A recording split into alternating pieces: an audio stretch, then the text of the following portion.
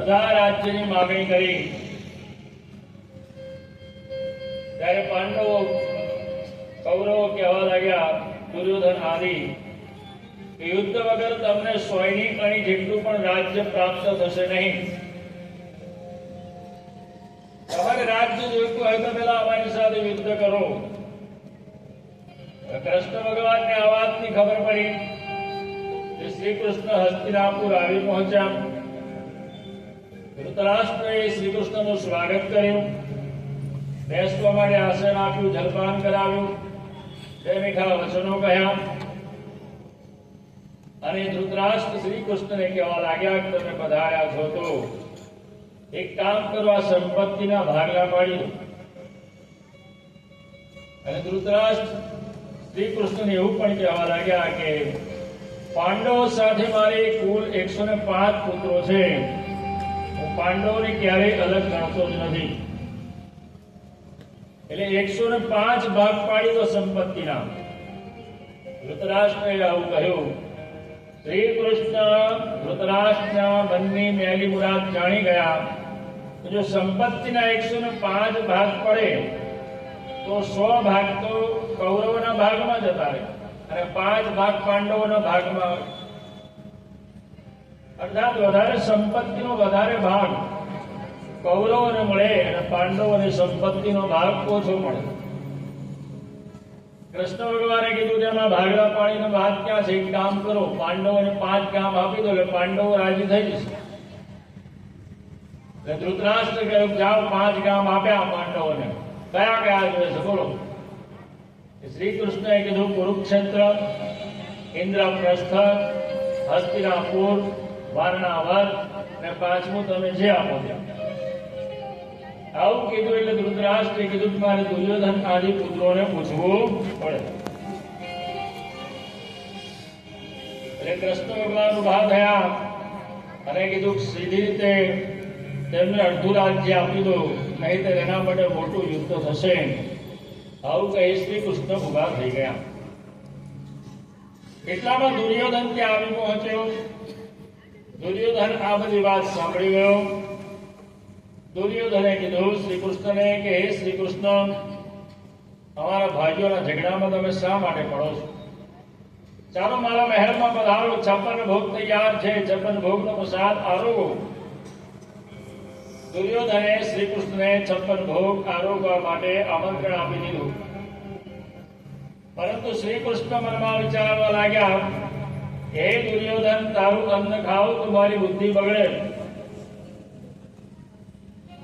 તારા ઘરનું અન્ન ખવાય નહીં, મનમાં એવું વિચારવા લાગ્યા. દુર્જન હોય, દુષ્ટ હોય, ખલ હોય, કઈ રીતે ધન એકઠું કર્યું છે આપણને ખબર ન હોય અને એની ઘરનું અન્ન ખાવાથી પણ બુદ્ધિ ભ્રષ્ટ થાય, આપણા વિચારો ભ્રષ્ટ થાય. અન્ન અપવિત્ર નથી, પરંતુ અન્ન બનાવનાર અપવિત્ર અવસ્થામાં હોઈ શકે છે. અન્ન બનાવતા બનાવતા એના વિચારો કેવા છે એ જરૂરી છે. બાકી અન્નપૂર્ણા તો સદા પવિત્ર છે. ગમે તેના ઘરનો રોટલો હોય, બ્રાહ્મણના ઘરનો હોય, વૈશ્યના વાણિયાના ઘરનો હોય, ક્ષત્રિયના ઘરનો હોય કે પછી શૂદ્રના ઘરનો રોટલો હોય, રોટલો હંમેશા પવિત્ર જ હોય છે. અન્નપૂર્ણા ક્યારેય અપવિત્ર હોતી નથી. પરંતુ એ બનાવનાર કેવી સ્થિતિમાં છે, શુદ્ધ પવિત્ર થયો છે, એ બનાવતા બનાવતા એના વિચારો કેવા છે એ બહુ જરૂરી છે. બાકી અન્નમ બ્રહ્મ રસો વિષ્ણુ ભોક્તા દેવો મહેશ્વરાહ. શાસ્ત્રમાં તો એવું કીધું, અન્નમ બ્રહ્મ, અને સાક્ષાત બ્રહ્મ છે, અર્થાત પૂર્ણ પવિત્ર છે અને પૂર્ણ આનંદનો પ્રાપ્તિ કરાવનાર છે અન્ન, અને સુધાને શાંત કરનાર છે અન્ન. અને અન્ન આપણા શરીરને ટકાવી રાખનાર છે. 4 દાડા ખાવાનું ન ખાઓ, જો તમારું શરીર કેવું થઈ જાય છે, તરત શરીર ઢીલું પડી જશે. તો અન્ન એ શરીરને પુષ્ટ કરનારું છે. તો કૃષ્ણ ભગવાને કીધું તારા ઘરનું અન્ન ખાવું. મનમાં વિચારવા લાગ્યા, મોઢે તો ન કીધું, પરંતુ બીજું મનમાં વિચારવા લાગ્યા કે હે દુર્યોધન, તારા ઘરનું અન્ન ખાઉં તો મારી બુદ્ધિ નષ્ટ થઈ જાય. ભગવાને 56 ભોગનો ત્યાગ કર્યો દુર્યોધનના અને વિદુરજીના ઘરે પધાર્યા. વિદુર કાકાને ત્યાં વિદુરજીએ કૃષ્ણ ભગવાનનું સ્વાગત કર્યું, બેસવા માટે આસન આપ્યું, જલપાન કરાવ્યું, નમસ્કાર કર્યા. મધ્યાહ્ન કાળ થયો હતો, ભોજનની તૈયારી થઈ હતી, સમય થઈ ગયો હતો, પરંતુ વિદુરજીને ત્યાં ભોજનની કોઈ તૈયારી નહોતી અને શ્રી કૃષ્ણ ત્યાં સમય મધ્યાહ્ન કાળે પહોંચી ગયા. હવે વિદુરજીના ત્યાં એક ચૂલો ચાલુ હતો, ચૂલા પર એક માટલું હતું અને માટલામાં ભાજી બફાતી હતી. એના આજની ભાષામાં આપણે ઓલ્લું કહીએ. માટીનું એક વાસણ, એક પાત્ર ચૂલા પર મૂકેલું, એમાં ભાજી ઉપર ઢાંકણું ઢાંકી દીધેલું, ભાજી બફાતી હતી અને વિદુરાણી રોટલા ઘડતા હતા. એવામાં શ્રી કૃષ્ણ ત્યાં પહોંચી ગયા અને શ્રી કૃષ્ણએ કીધું, વિદુરજી, આમ ચૂલા ઉપર માટલામાં શું પાકી રહ્યું છે? ત્યારે વિદુરજીએ કીધું કે હે શ્રી કૃષ્ણ, એ તમારા કામનું નથી. શ્રી કૃષ્ણએ કીધું કે એક મારા કામનું છે. એમ કરીને એક પાત્ર ખોલ્યું અને પાત્રમાં હાથ નાખ્યો, ભાજી કાઢી એક પતરાળામાં પધરાવી, ઉપર મીઠું મરચું પધરાવ્યું. વિદુરાણીએ રોટલા તૈયાર કર્યા, 2 રોટલા લીધા અને શ્રી કૃષ્ણ રોટલો ને ભાજી ખાવા લાગ્યા અને કહેવા લાગ્યા, કરે રે શું સ્વાદ છે!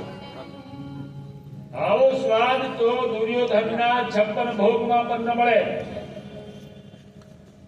ગમે તેટલા ભોગો ખાઈએ તો પણ આવો આ સ્વાદ, મીઠો સ્વાદ રોટલા ને ભાજી જેવો ન મળે. આહા, શું સ્વાદ છે! પરમાત્મા કહેતા જાય, રોટલો ને ભાજી ખાતા જાય. ભગવાન કહે છે કે મારા માટે વસ્તુનું નહીં, ભાવનું મહત્વ છે. શ્રદ્ધાથી અને ભાવથી મને જે કંઈ અર્પણ કરે તે હું ગ્રહણ કરું છું. ગીતામાં પણ પરમાત્માએ કહી દીધું, પત્રમ પુષ્પમ ફલમ તોયમ યો મે ભક્ત્યા પ્રયચ્છતિ તદહં ભક્તિવરૂઢં વસ્નામિ પ્રયતાત્મનઃ. મારો ભક્ત કોઈ જીવાત્મા પત્ર, પુષ્પ, ફળ, જલ ગમે તે અર્પણ કરે, હું એને ગ્રહણ કરી લઉં છું.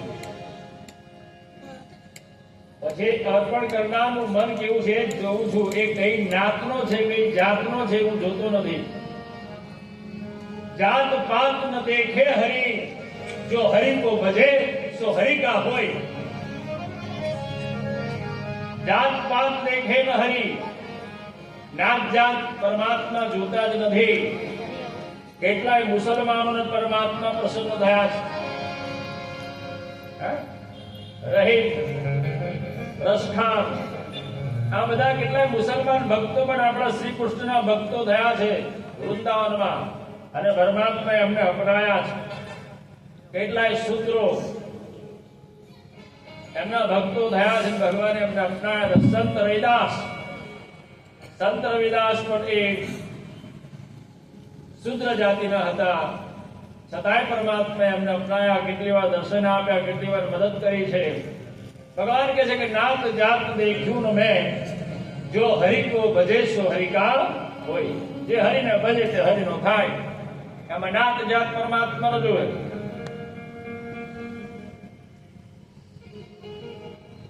પરમાત્મા ધરાવેલું અન્ન ખાતા નથી, પરંતુ એનું પર દ્રષ્ટિ નાખે છે, એનો રસ લઈ લે છે અને અમૃત પૂરી દે છે.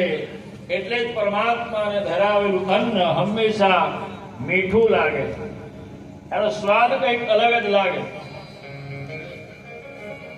પરમાત્માને ધરાવીને ખાવ અને પરમાત્માને ધર્યા વગર ખાવ, એમાં એ સ્વાદમાં તમને ઘણો તફાવત લાગશે. અને પરમાત્માને ધરાવેલું અન્ન ખાવાથી કે સુપાચ્ય પણ બની જશે, એ શરીરમાં સારી રીતે પચી પણ જશે અને એ અન્ન તમને વિચારો પણ સારા આવશે. શાસ્ત્ર એવું કહે છે કે પરમાત્માને મૂકીને ભોગ થયા વગર જે ખાય છે તે અન્ન નહીં પરંતુ પોતાનું પાપ ખાય છે, એ પોતાના પાપને ખાય છે.